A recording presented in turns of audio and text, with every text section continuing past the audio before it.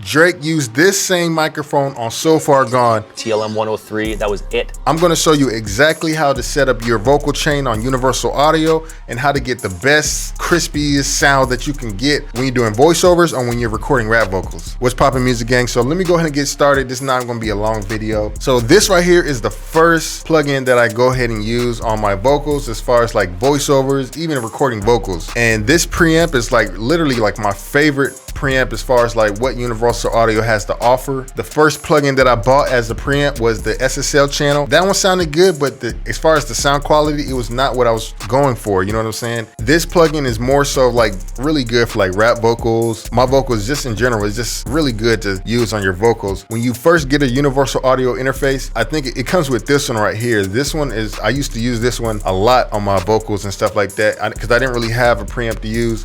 I even prefer to use this over the Ssl preamp because like the sonics and stuff like that, it's just, I'm just not a big fan of the Ssl preamp. So this is what I used to use. I think I had it at like 42, at 40 around there somewhere. I moved over to this one right here. So this one is like a little bit way more high quality as far as like a preamp. And I turned the preamp all the way up to like around 40, you know, boost up the gain a little bit and make sure you have this high thing on because this right here makes it much more different from the other preamp that I just showed you earlier. So let me just turn it off real quick. Mic check, mic check, mic check. Can you hear my vocals? Can you hear how it sounds? And then now you turn this back on. Mic check, mic check, mic check. Let me know in the comments if you heard a difference.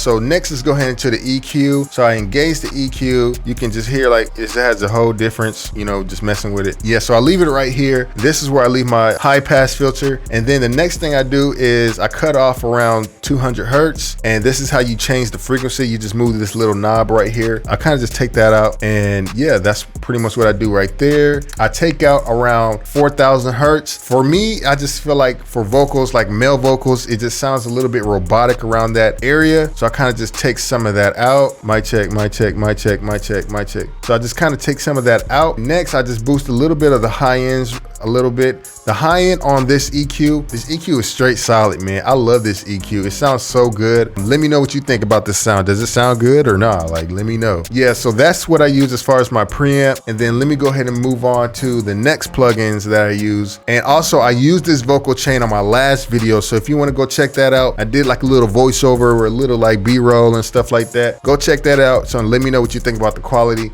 So next is this plugin right here. I use this just to bring up the volume a little bit more because like on my preamp, I don't want to have the preamp volume all the way up. I want to kind of keep it low and then have something else bring up the levels a little bit. So this is what I use to bring up the levels. I have it as a limiter and this actually comes with Universal Audio stuff. So if you buy Universal Audio interface, this is what it's going to come with. Bring up the levels to like 60, put the peak reduction at 45 or something like that. Sounds great. Next is this Ssl channel that I like to use as far as like mainly because of the EQ and the gate. You know what I'm saying? When you're doing voiceovers, you don't want to just like leave like the static and the dead silence just loud. You know what I'm saying? Because sometimes, you know, you get static, you get stuff like that. And the gate on this sounds really good. You can see my settings for the gate. It's normally like a little bit faster, but you know, that's what it's at. So this is what I do with my gate. I kind of like to release a little bit faster. This is what it's at. Maybe turn down a little bit. So this is what I do with my gate. My microphone just has a little bit of a boosted highs. I love this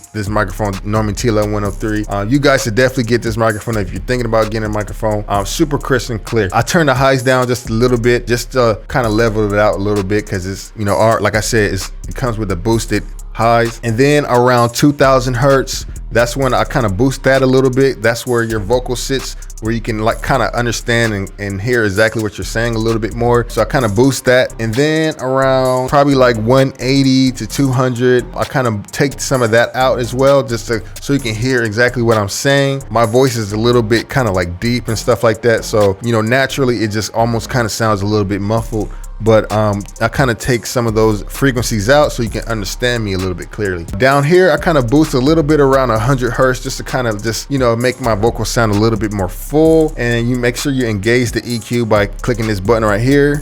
And you can see now it's not engaged, but now you push that, it turns it on. So next is the gate. You can see here's the gate, here's the range. The threshold, yeah, it just sounds clean when you just have it like this. And make sure you engage the gate and the compressor. I didn't really do much on the compressor because I already have one, which is this one right here. This is what my settings are. Super simple. Boom. Next is the compressor. Now, I think this comes with universal audio. I don't remember buying this. So when I bought my audio interface, this is what it came with. I think I used the preset. On the ratio, all these buttons are pressed down. When you hold down shift, it presses all the buttons on the ratio. So it's like, I don't even know what ratio this is, to be honest with you, but it sounds good. I like it. Next, you can see like the output is like around here somewhere and the input is up to here. And this is the good volume, what I use on my vocals. And that's pretty much my vocal chain. You can see exactly what I use. And then I'm gonna show you what I use when it comes to recording vocals. So my voice is gonna change because I'm actually gonna change this real quick. And I actually have like presets and all this stuff is saved. So this is what I use on my recording vocals. All right. So when I'm recording vocals, this is what I use when I'm recording vocals. You can see the quality kind of changed as far as like voiceovers. Now I'm using this. I use this right here when I'm recording vocals. I don't use the EQ because I want to edit that in later on. So I'm not using any EQ. Basically, I'm just using the preamp and make sure the high is turned on because it's, I don't know, it's just high quality when you do that. And it just sounds good, sounds great. And I don't use this on my vocals. And boom, go ahead and turn on the 48 volts, of course.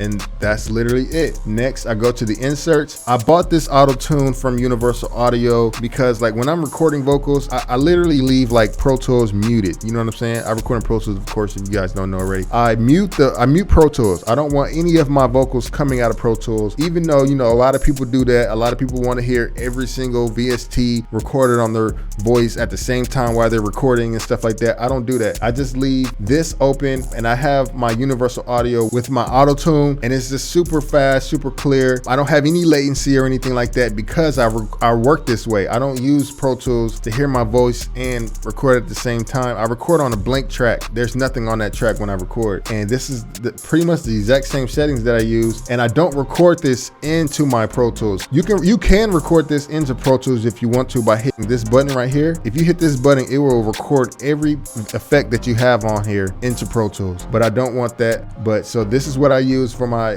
it's actually on right now, so now it's off. But yeah, next is just this right here. I just literally crank up the volume on the compressor, have it set to a compressor, and I only do this because I want to hear my vocal a lot clearer. You see my levels are all the way up, but when I turn this off, it's like a lot lower. You hear me?